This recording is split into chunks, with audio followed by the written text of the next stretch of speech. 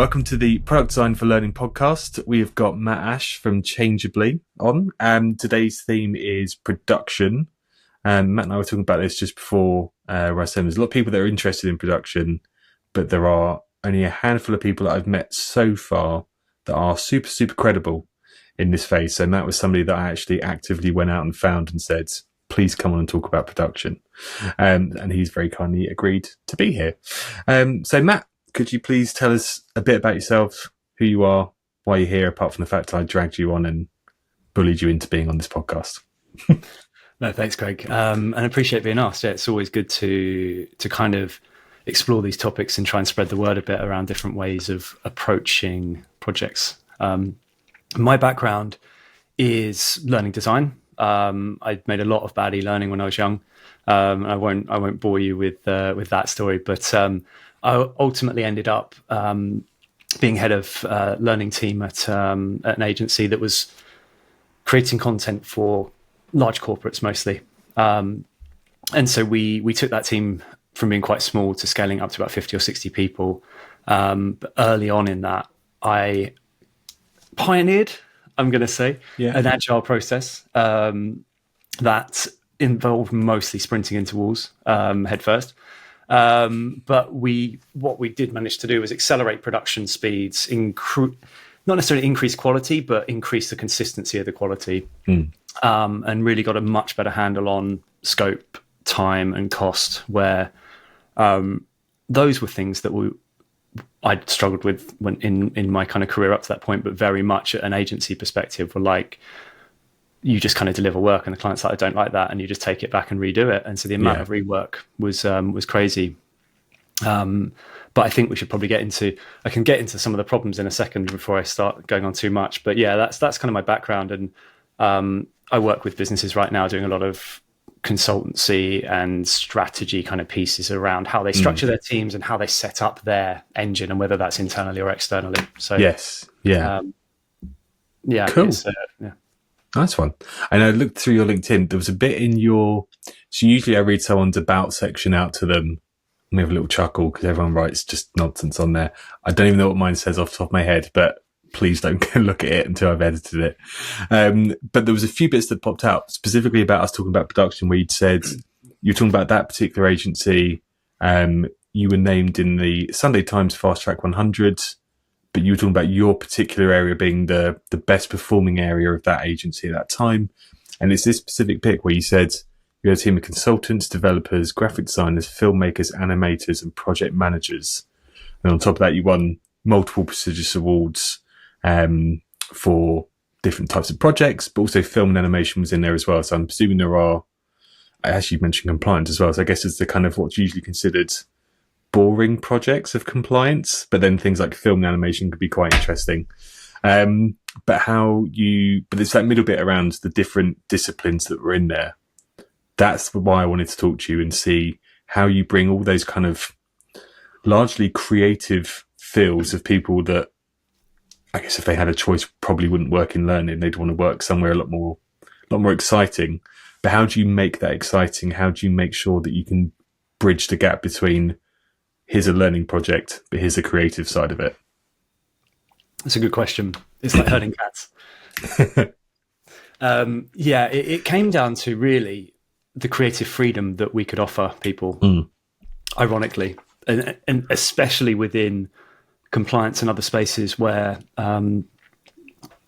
traditionally I think people would expect to be told what to do. But part of the essence of MediaZoo and why I loved working there is the heritage of the founders who are ex-BBC. So there was this journalistic production aspect through everything they created, which was very audience-centric. And so I learned how to not write dull e-learning through working with the people who they're filmmakers and journalists there. So we came from a really creative audience angle around what's going to engage people. And that was really game changing, but it allowed us then to pitch much more interesting projects back to clients. And likewise, when you've got let's just say a seasoned, very good filmmaker who's used to making cinema length documentaries, and just sort of, could you just come and help us out with this film for for a retailer to make something around customer service, and they're like, what? And I was like, the thing is, right, none of us are filmmakers, our clients aren't filmmakers, no one is going to tell you how to do your job. And so you've got this freedom of really making the films you want to make and not be hamstrung. Okay. As long as it fits within the tone and the structure of what we're trying to do. And that sort of, that worked really well, because as soon as you get a project, even with a retailer, and you're talking like on the shop floor, flip it, talk about the customers. We've always got these really interesting ways to create narratives in a different space. So from that perspective around developers, filmmakers, animators, we were able to offer a kind of creative freedom and a space that other comms and film roles, when they're working in corporates, pay but don't give you any satisfaction or freedom. And a huge part of that was, we made a film for vulnerable customers that for a client who put on a very brave request, but that we entered that into the Cannes Corporate Film Festival, and that won the Grand Prix. Wow! And then we also entered thanks. I mean, I'd like to say I was a big part of it, but really it was just my client and part of my team. And but we also won the Grand at the New York Film Festival, which is a really much bigger than, it's not just corporate stuff as well. Yeah. And the fact that that's a learning film, and it was about vulnerable customers, so compliance was just like unbelievable that we were able to have the space to create really compelling content. Yeah. And I know that's kind of the space you like to operate in as well, around we're looking at comms and internal things. It's like, these people are your customers, and look at your brand's awesome. Why do you create content internally that's terrible? Yes. And I think there's a point you made there around, well, you basically just smashed apart the bit where I'd said earlier about compliance is largely quite boring. But I guess that's what we're used to. And you kind of go into corporate company, actually go into most companies, not just corporates, to be fair. Most compliance things are usually, there's a legal requirement, we've got to get this done, you have to say you've done it. You probably forget it straight afterwards. It's usually something that will never happen, or happens once in a blue moon. But we've just got to make sure that you've read the thing and done the quiz and all the rest of it. But then your example of, we made a film, won 2 huge awards for it, and it's about compliance. So like, there is and that was in like, what, 4 minutes? You managed to explain that? So you just flipped everyone's perception of compliance learning on its head, and just debunked that myth of compliance learning has to be boring, brand locked, basically. Like, you can't step out of these boundaries, you can't say these types of things.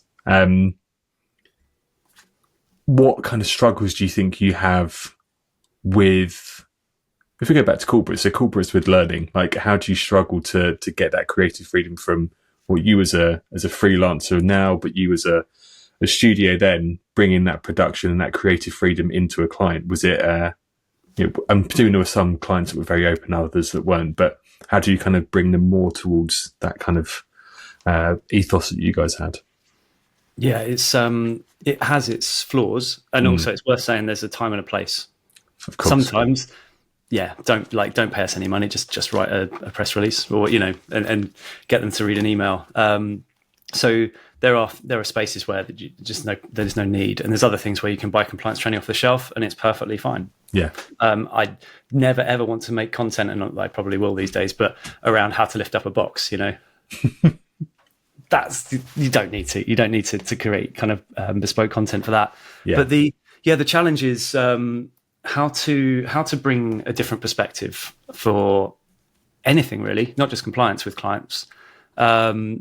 We lost a lot of work because we would push boundaries. And I say lost a lot of work as in didn't win pitches. Sure. Because we'd go up against someone who'd deliver what the client asked for. We want 3 pieces of e-learning. Yeah. We'd kind of pitch something a bit different. That was just in our DNA.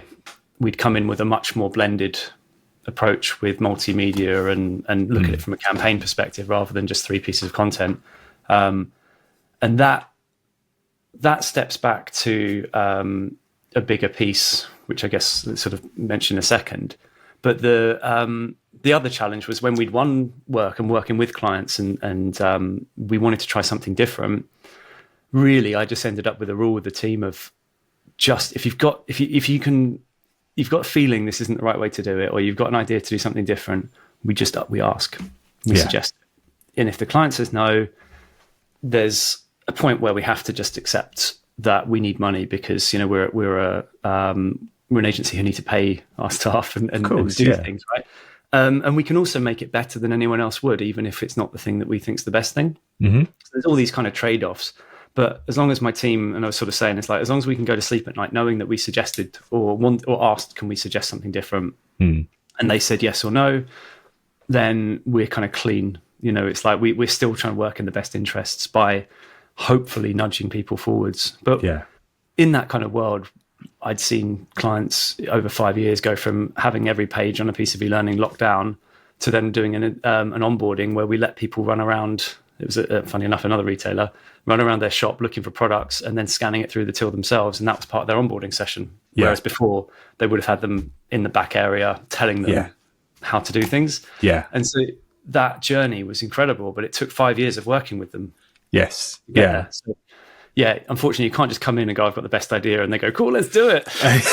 This, like the onboarding one, just on a side note, the thing that drives me nuts is when you look at an onboarding, people go, right, we're going to start with a company history. You're like, I'm here on day one. And as far as I know, time doesn't go backwards. So why are you telling me about, unless it's really important to right now, I need to know things like, who's that guy? And what's happening over there? And how do I do this? And how do you get the best out of me? How do I get the best out of you? This is a relationship, blah, blah, blah. Rather than, 200 years ago, we did this. It's like, if that's going to be important, great, tell me. If you're just telling me because you tell everyone, I mean, you've now just wasted an hour of my life watching this film or telling, and then you make me do a quiz on it or a fun interactive game. But again, I probably don't care. Like, I've got other things that are probably more pertinent on that day. But something you said, sorry, after you go. I was going to say, I think that's a really important point, and it sort of actually ties in really well to what I was sort of referencing about when you feel that something's not the right option. Mm-hmm. Discovery being that critical part of project design. Production doesn't exist in a vacuum. You can only create great things when you know the problem you're trying to solve and who you're solving it for. And very much like that, that's how we would reinvent onboarding, is go, okay, what do your people need to do? What do they struggle with? And then we'd ask stakeholders, and then we'd go and talk to the new joiners and people who joined a year ago and managers of new joiners and start to build a framework, and that was that piece where you sort of define the problem, you do discovery, and then you diagnose. And that's where we would move to production after that point. So we've got that really important area, which I know that you have a process for, and you'll be talking to different people about those parts. And without that, production just and that is one of the biggest fallacies that we get in our industry, of people going to production before they know what they're building. Absolutely. And that's one of the things I wanted to ask you about was production, as you just said, doesn't sit in a vacuum. So there's been workshops where I've run about the process, and people, and just speaking to people about the process when we've been working with them. And I don't know if you found this, but I've seen a lot of people when it's the very beginning of the problem or defining the problem or very early in the project, someone says, problem's this, I think we should do this, or they start just shooting ideas out. But rather than just I'm just saying the first thing that comes into my head, these ideas aren't valid yet, we're just talking out loud. Half the time, if not more than half the time, people are going, yeah, let's make a video. You're like, hang on, this is super early on. Like, we're not making anything. We don't know what this thing's going to look like. This product doesn't really exist yet. It could even be a service, could be an experience, could be a mixture of all things. Currently, that's not our problem yet. It will be later on. When we're talking about production only, it obviously sits between, so you're releasing a product even, and also sits after all of what's happened before, all the kind of research gathering, the figuring stuff out. What are the things that you need to have before you get into production, where you almost kind of say, we're not ready yet? And what are the things that you commonly see people knowingly or unknowingly leaving in the production phase, where you kind of like, and I've got my own bugbears, but I could go on about those for hours. So it's your episode. You tell me. I think And again, with everything here, I'm going to sound gone into consultant mode. It depends. Yeah. There's always balance. And I found out with clients, with trying to work with an agile process, with clients who didn't understand agile or didn't care about it, all those kind of things, is that our process had to mold to how the clients worked. But yeah, and there's a really interesting bit here that when we were selling products or projects, we were having to pitch something for the most part. And that was before we could do a real discovery process. So we were cheating a lot of the time. But what we would do is make sure that we had a really solid set of questions and approach as to the kind of mini discovery that we do with the client when we got the brief. And so a big part of that is, if someone's gone, here's a client brief, the first question, can we do a proposal? The first question I'd say to the account manager or to whoever passes me is like, cool, what's the client saying? Yeah. Have you spoken to them? We're not going to respond to a piece of paper. We need to go and have a chat with them. Yeah. So those things are critical. And even at that point, then we'd create a proposal that would be, look, we want to do a game that's based on a desktop thing, and it kind of brings to life how your people will operate. But, we still need to do discovery, and this may change, but this is our kind of creative lead. Yeah. And so, and that's a really interesting angle of that. But that's also where Agile helps, is because we'd have so many review points and we'd be building as we go, the product will evolve anyway. So the client was less focused on, no, this is what I want. I'm buying this game from you. Yeah. Yeah. So that, and getting them more involved in the process. But yeah, that's the thing, right? From my perspective, if I put my agency hat on, I needed three things from my team: scope, deadline, budget. Yeah. If any one of those weren't in place, we are in trouble. And so often we'd have a budget and a deadline sort of, but no real scope. And that was where everything would crash. Yeah, 100%. And I'm sure you've seen it a million times as well. But you mentioned a few minutes ago about you'd work almost like a campaign. So your products would almost come out of a campaign approach. When I've been speaking to people about production, I think a lot of people gravitate naturally to saying, oh, I'm not a graphic designer or I'm not a developer. I'm like, it's fine. Like, you don't, and it helps if you are, great, because that's a big part of it. It's not the only part though. So I was trying, and you were talking about script writing earlier. So like we were talking to people about people that are maybe UX designers, UI designers, script writers, content editors, marketers, filmmakers, like all of these people, I would probably bring them in earlier than production so they can start to get an idea and put their input in.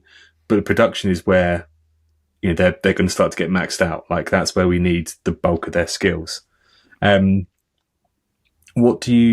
What do you say when people sort of give you that response of, oh, I'm not a graphic designer, and they assume that that's the end-to-end production phase is purely just somebody going, right, let's get on with it now. Let's make this thing. It's, I'm trying to think again, because different clients, different people, I do different things. Some people want to know the detail. Brilliant. I will absolutely bore you with how complex this is.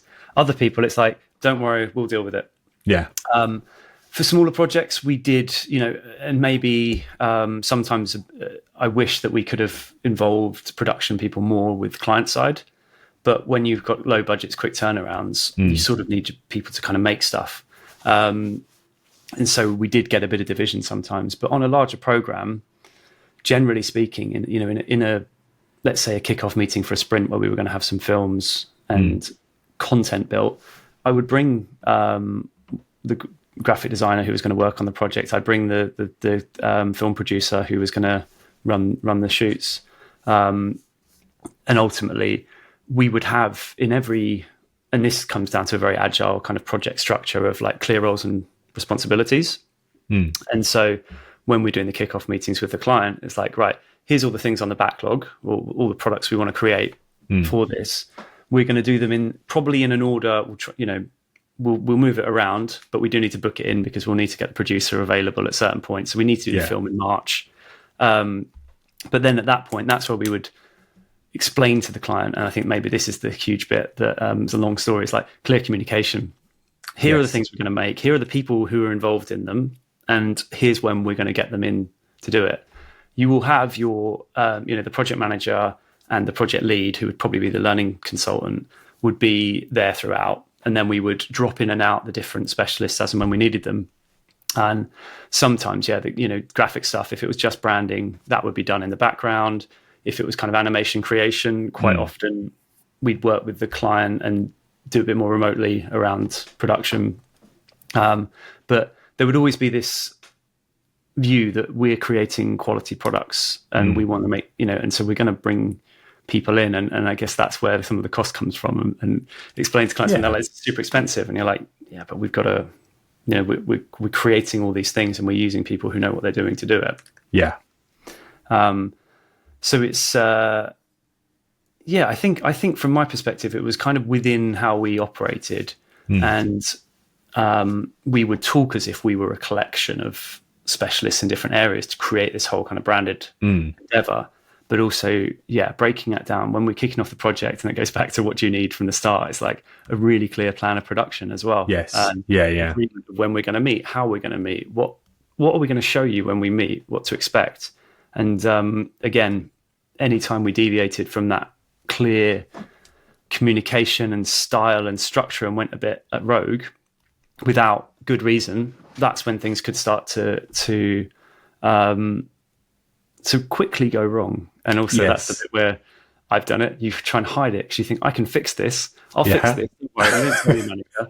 And then before you know it, it's kind of escalated and things need more formal conversations. But I think that's a great example of how even in production, communication is the most important thing with your client. 100%. I mean, a lot of the work that I did previously, especially a lot of the work we do now with Two Circles, is the communication is some of the biggest part of making sure that we get everything right before we start to lock things in for production. Like you mentioned, cost a few times. Obviously, people that are doing those very specialist roles, like a developer, designer, filmmaker, they're not cheap, some of them, because they're really good at what they do. So if you want the quality product, it means that all the work that comes before it has to also be of a high standard to make sure that they can do what they need to do. And also so you don't kind of blow your budget and blow your timeline and all the rest of it. But how do you deal with, or kind of what advice would you give to somebody that says, I've done all of this, I've followed the process, I've done everything I need to do, everyone said yes, everyone's aware that we're done, we're locked in for production, and then we get into production and then someone goes, oh, by the way, don't really like this color anymore, well, that's not what I was expecting, or could you just change this? Or basically those little niggles that start to become, well, they start off as little niggles, then they start to become massive scope changes. Like, how do you handle those? What advice would you give to somebody that struggles with that? The advice is be flexible. I mean, I don't know a project where it hasn't happened, and Same. Best laid plans and all. I think if you're dealing with that at that point, you're not prepared for it. And I say that as in making sure that your meeting cadence and your review process is open to discussion, and you're doing it face to face as well. So I often find that I'm not sure about yellow, for example, as a comment, usually comes on a spreadsheet, line 67 from some person that they're not even sure who viewed it. And you're like, okay, do we act on this? But the thing is, if even if you've got that spreadsheet, and which I've done many times, when you're having a conversation with the client, you go, line 67, it says not sure about the yellow. Can you just talk to me about that? Yeah. Suddenly we've got conversation. Yeah.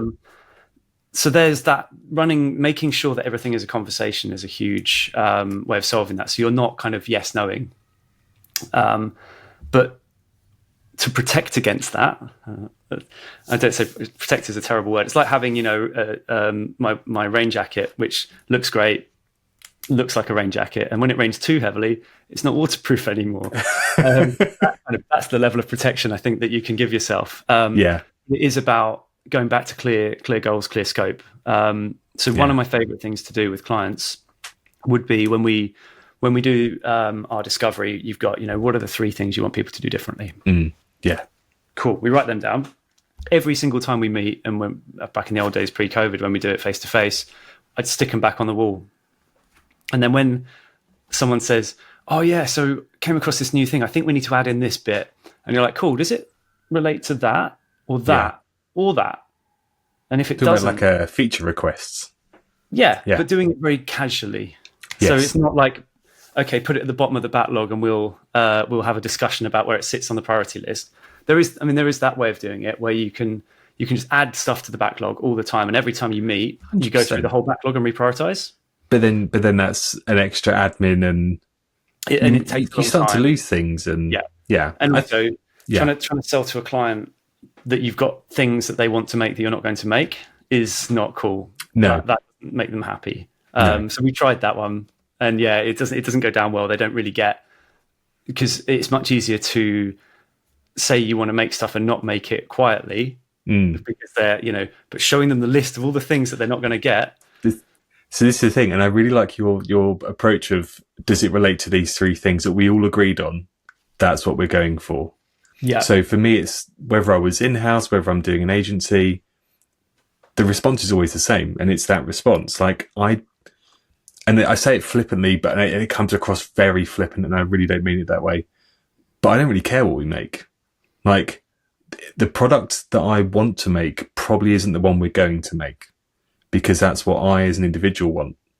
But I'm either not your target audience because I don't work in your company, or I'm the wrong demographic, or I don't understand the problem enough, again, because I don't work in your company. I don't have this problem that we're trying to solve. So if I say, me as an individual says, I'd really love this as a product, people might go, that's great, or whatever they're going to say, shit, whatever. But it still doesn't matter, because that's me. I'm only one person. So if I can drag everyone back to the point of, we've got 3 things on the wall that we all agreed we want to change, I don't think there's anything better than that, to be able to say you're taking everyone's bias out of the picture, everyone's perceptions, everyone's hopes and dreams and wants and whatever they feel is the most important to them. You're putting it back on the audience, and ultimately you're putting it back on the business, to be able to say the business has this problem because the people have this problem. So whatever we make has to work for both of them. And if it doesn't, it's the wrong product, or we've made the wrong decisions to produce it. So, but trying to have that conversation with some people is a bit like, but our super senior head of the world VP wants this. That's a tough one to handle. But that's when so part of the other conversation is right at the start, who are the people who have a veto? Yes. And why are they not going to be in our review meetings? Because we're showing you products and you're going to tell us whether it's working or not, and we're going to move on to the next thing. We don't have time to then send it around the houses. Yeah. If and this is the moving from scripts into real products thing of like, I'm going to show you the product, you're going to play with it, and you're going to tell me whether it works or not. You're going to make, films is a bit different, and animations, you can't quite make them in an agile way, but with digital content, it was much easier for us to build and show. And so, yes, we would send a link to your boss, but if they're going to come back with fundamental feedback, please ask them why they don't come to the meetings. Yeah. If it's that important to them, and I'd say it in a nicer way, but of course, if someone's got a veto, please bring them to the meetings, because otherwise they will put a fork in your project halfway through. Yeah. And the other piece that really helped, apart from being super flexible, was being open to change. But also, right, when you get to that stage, you sometimes come to the point, okay, right, we can do that, but if you want to deliver this on time with the things we've built, it's going to take longer, and or it's going to cost more money, or this is rework and it's something we signed off and we need to redo. That's when the project manager is a godsend, because the project manager plays bad cop, or not bad cop, but structured cop. The learning consultant, and obviously that was my role originally, and that's why I created the role to be good cop, who's like, we can do that. We can do that. Just so, sort of yes to everything. You're the enabler. The PM sat next to you is managing the scope and the money and the time, and we'll go, hold on, can we deliver that in the same time? And then the consultant goes, oh, actually, no, because we'd have to build this and this. And it's like, I think that's a really good idea, but we might need to change what we're doing later on. And then it becomes conversation again. So this is great. So I like to play the role of good and bad, but almost like play it as just very logical cop. As in, I still don't care what it is we're making. Like, I only really care about, is this going to work? So someone starts coming in with changes, whether it is this kind of fictitious head of the world, doesn't turn up kind of guy, or people that are really involved in the meeting. If they want to start adding changes, especially once we're kind of mid-production, I tend to always go back to, firstly, the 3 points you made, like, are these going to be the 3 things that are going to move the needle for us, or get the thing you want to happening? Or can you explain to me how what we're currently on track to be doing and are doing, or in the process of producing at the moment, how are these changes going to make it even better? And is it going to make it 1% better, or 50% better, or 80% better? Or is it going to make it minus 30% better? So it's actually going to be getting worse. So, and then you start to add on the time, the costs, the scope creep, and all the other nonsense that goes on top of it, because that is also hugely important for them to know. But I always find framing it that way kind of stops people when they go, well, it will be better. Like, quantify it then. Like, and also give me some data that shows me how much better it will be. And I don't want some like generic LinkedIn post of someone going, we did a thing and it was great. And it's like, was it great because it was in Mauritius for 2 weeks? All their top 200? Fair, we'll do it. I'll go.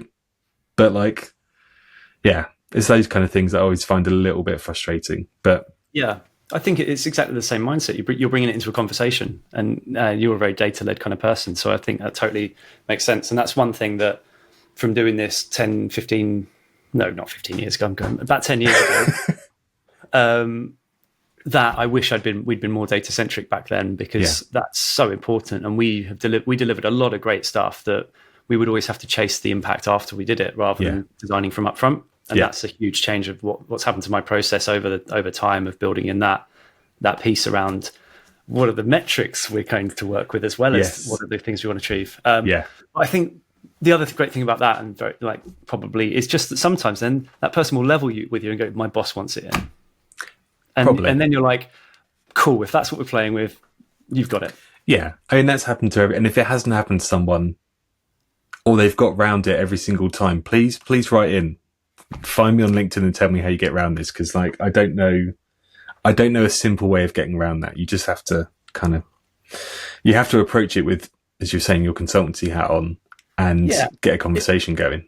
It's always sort of like I stare into an unknown future, and we know we want to create impact. And like you're saying, I'm sort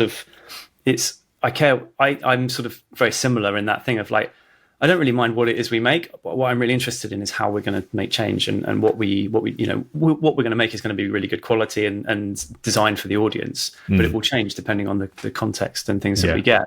And I think having an open mind, being somewhat constructive and sort of positive, even in the face of adversity, is a skill that you learn as an external consultant. But that's what I love, because you bring that fresh energy and you can challenge people, and you get given a bit of automatic respect when you're being paid to come into a company, which is kind of helpful. Yeah, I think I agree with that. I think there's also an element of on the flip side, you're a hired gun.